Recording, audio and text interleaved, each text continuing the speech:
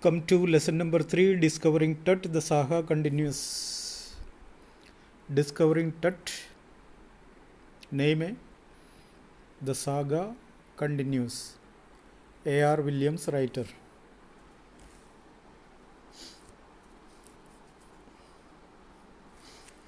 Lesson number 3, Discovering Tut.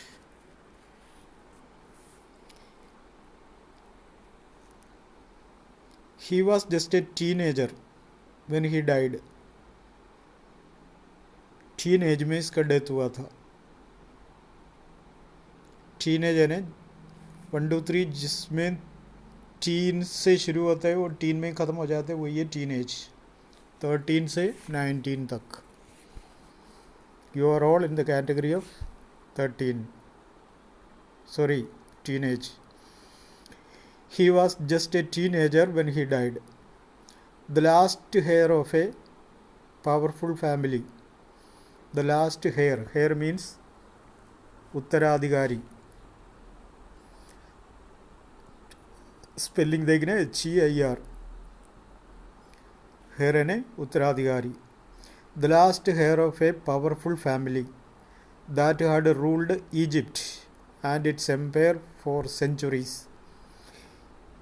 Egypt के जो राजा के शासन हुआ करता था और उसमें बहुत सारी बातें आप लोगों को पता है. उधर का पिरामिड्स के बारे में सुना होगा. राजा लोगों का डेड बॉडी, अच्छा राजा लोगों का यादगिरी के लिए उसका पिरामिड बना के उसका डेड बॉडी संभालते थे. उस डेड बॉडी को मम्मी कहते हैं. और इजिप्ट का माना गया परिवार का एक मेंबर द लास्ट हेयर था ये. He was laid to rest, laden with gold and eventually forgotten. सारे जो सिस्टम के आधार पर उसको गाड़ दिया गया और उसके जो भी पसंदीदा चीज़ें वो भी डेड बॉडी के साथ रख दिया. कुछ लोगों को मतलब गाड़ते या जलाते समय उसका जो पसंदीदा चीज़ भी उसके साथ जलाते थे, गाड़ते थे. और कुछ लोगों का खाना, कुछ लोगों के कपड़े, कुछ लोग आभूषण तो डाला है तो फिर प्रॉब्लम हो जाते हैं. लोग उसको निकालने, सबको पता रहता है कि हाँ इसके साथ, इसलिए तो पहले ढूंढने के लिए चल जाता. तो कुछ लोग आभूषण के साथ भी कर देते, उसका परवाह नहीं करते क्योंकि उसका चीज़ तो उसको ही देना चाहिए. ऐसे कुछ लोग करते हैं. बाकी अधिकांश चीज़ उसका पसंदीदा चीज़ थे तो उसके साथ बस गाड़ देते या जला देते थे. यहाँ तो बस आप केवल डेड बॉडी ले जाके मतलब गाड़ के आ जाते. वो पुराने समय के सिस्टम में मैंने बताया. कुछ लोगों का जो सिस्टम बता रहे बस उसका परवाह ना करते हुए वो भी उसके साथ रहते थे क्योंकि उसका पसंदीदा चीज़ था. वो भी उनके आत्मा के साथ रहने दो ये सोचकर कुछ लोग रखते. और उसके डेथ के बाद उसका गाड़ अंतिम संस्कार के बाद उसके बारे में भूल ही गया. Since the discovery of his tomb in 1922, the modern world has speculated about what happened to him, with murder being the most extreme possibility. जब 1922 में उसका जो टॉम्ब दिखाई दिया, कब्र, तो लोग अनुमान लगाने लगे, स्पेकुलेट करने लगा, अनुमान लगाने लग गया कि इसका मृत्यु कैसे हुआ. क्या मर्डर था? सबसे ज़्यादा पॉसिबिलिटी मर्डर होने का है, वरना तो टीनेज में ये मरेगा ही नहीं. Now leaving his tomb for the first time in almost 80 years, टट has undergone a CT scan that offers new clues about his life and death. 80 साल के बाद उसका कब्र पाया गया और उसमें से उसका बॉडी निकाल के CT स्कैन करके देख ली. ये CT स्कैन मैं पहले सिटी समझता था, और पता है ये CT स्कैन कहते हैं इसको.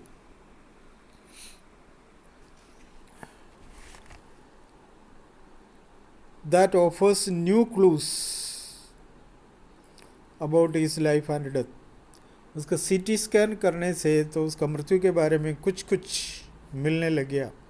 And provides precise data for an accurate forensic reconstruction of the boys furrow Egypt के राजा लोगों को फराओ का नाम से जाना जाता था। ये बोई राजा का फॉरेंसिक कंस्ट्रक्शन करने से और भी जानकारी मिल जाएगा, इसलिए लोग इसका हिसाब किताब करने लगा।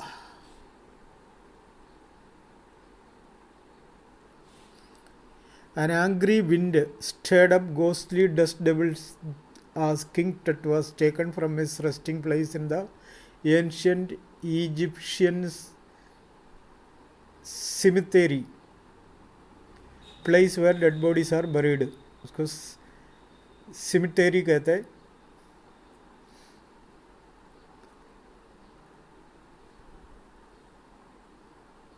known as the Valley of the Kings.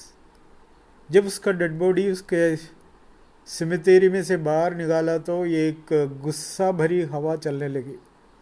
Dark bellied clouds had scudded across the desert sky all day and now were veiling the stars in casket grey. आसमान में काले काले बादल पूरा दिन उड़ता रहा।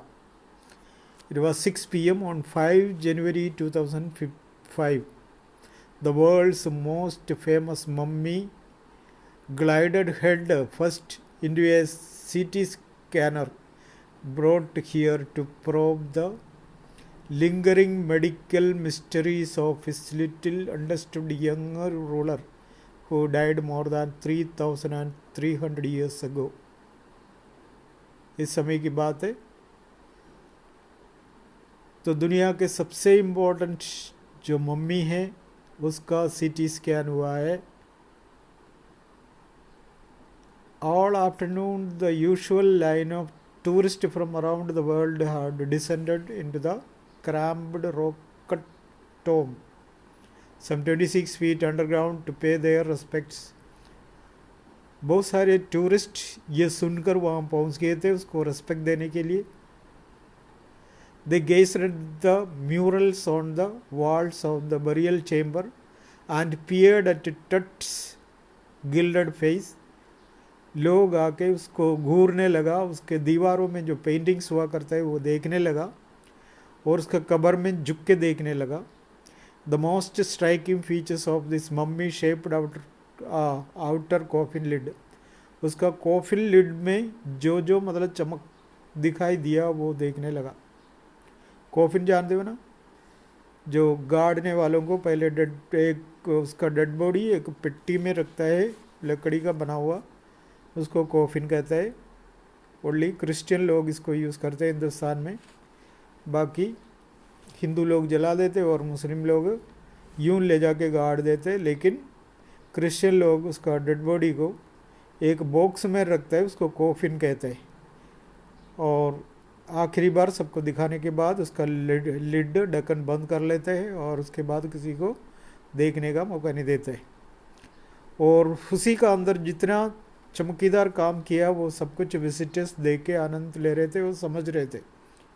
सम visitors read from guide books in a whisper. कुछ लोग इसके बारे में गाइड बुक में पढ़ा था कि इस तरह की कुछ बात है। Others stood silently, perhaps pondering Tut's untimely death in the late teens, or wondering with a shiver if the pharaoh's curse, death or misfortune falling upon those who disturb him was really true. कुछ लोग चुपचाप खड़े थे क्योंकि उन लोगों का विश्वास यही था कि बस डेड बॉडी के बारे में कोई बात बनाएं तो उसका जो विनाश या उसका डेड बॉडी को देख के कोई उसको डिस्टर्ब करे या उसका आत्मा को डिस्टर्ब करे या किसी तरह का डिस्टर्बेंस पैदा करे तो उसके असर उसका ऊपर पड़ेगा, इसलिए कुछ लोग बिल्कुल चुप रहा, कुछ बोला ही नहीं।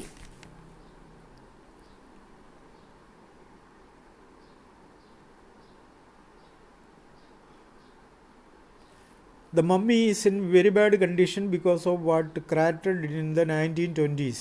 20 से लेकर 29 तक होता है 20s. The mummy is in a very bad condition because of what Carter did in the 1920s, said Sahi Hawass, Secretary General of Egypt's Supreme Court. of antiquities. Antiquities यानी very old things. As he leaned over the body for the long first look. इतना खराब हो चुका था उसका body, उसका जांच करने वाला जाही हवस ने बताया, वो secretary general of Egypt supreme council of anti Howard Carter. That is what the British archaeologist who in 1922 discovered Tut's tomb after years of few searching. जिस वजह से archaeologist the scientist who studies ancient remains, अवशेष के बारे में पढ़ाई करने वाले होते हैं आर्कियोलॉजिस्ट.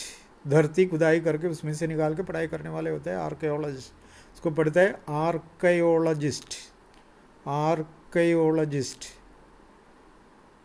आर्कियोलॉजिस्ट को इसका जानकारी मिला है, इसलिए उसका टॉम्ब का खोज करना शुरू किया और आखिरी में 1922 में उसका टॉम्ब निकाल दिया गया, क्योंकि इसके बारे में बहुत चर्चा किया था कि ये राजा का मृत्यु है, ऐसा कुछ हो ही नहीं सकता है, क्यों यूँ नॉर्मल मृत्यु नहीं था, उसका हत्या हुआ है या कुछ हुआ, मर्डर हुआ, कुछ हुआ, तो कुछ ना कुछ कारण है, इसलिए उसका टॉम्ब खोज किया. अब टॉम्ब खोजना क्या होता, कई लोग जो कब्रिस्तान में जाने वाले तो जानता है कि बस वो किसी का मतलब डेड बॉडी गाड़ने के बाद उसका ऊपर लिखे रहता है कि फलाना व्यक्ति है, इसका जन्म इस साल हुआ था और मृत्यु इस साल हुआ था, फलाना तारीख को पहला फलाना महीने में हुआ था, इसे लिखते रहते हैं. लेकिन टॉम्ब में इसे बड़े अच्छा खासा लोग होता तो उसका पूरा जानकारी लिखे रहते और बाकी लोगों का इस तरह से गाड़ के वापस आ जाता, और इसलिए उसका खोज करना बहुत ज़रूरी था. बहुत सारे टॉम्ब खोलने के बाद पता पड़ गया कि हाँ उसका, अगर किसी का नाम लिखा हुआ है कुछ होता तो वो तुरंत उसको देखने में और फाइंड आउट करने में कोई दिक्कत नहीं है. तो ऐसा टीम बनाया तो इसका खोज करने के लिए 1922 में. इस तरह का खोज के कारण यही था कि उसका मृत्यु के बारे में बहुत सारी बात बता रखे थे.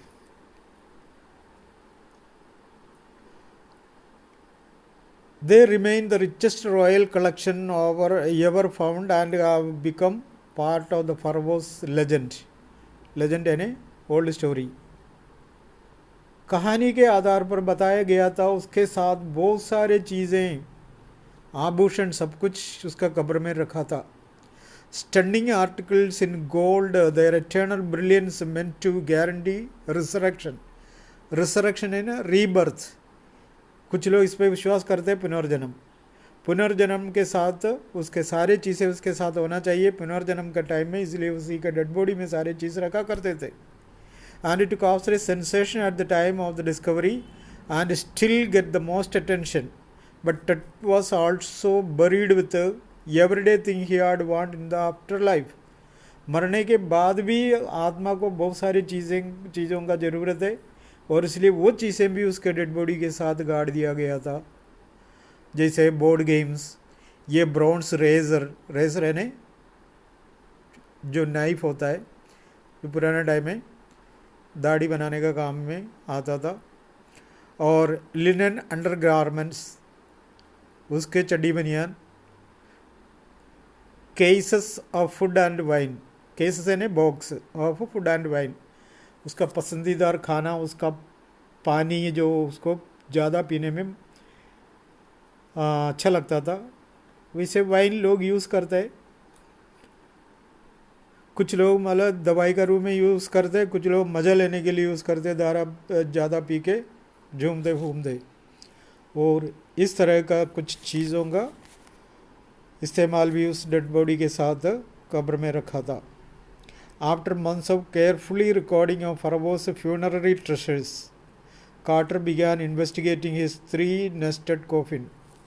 उनके साथ क्या क्या चीज़ें गाड़ दिया था, ये जानकारी लेने के बाद फिर उस कार्टर ने उसका बॉडी चेक करने लगा, उसका कॉफिन चेक करने लगा. Opening the first he found a shroud adorned with garlands of willows and olive leaves.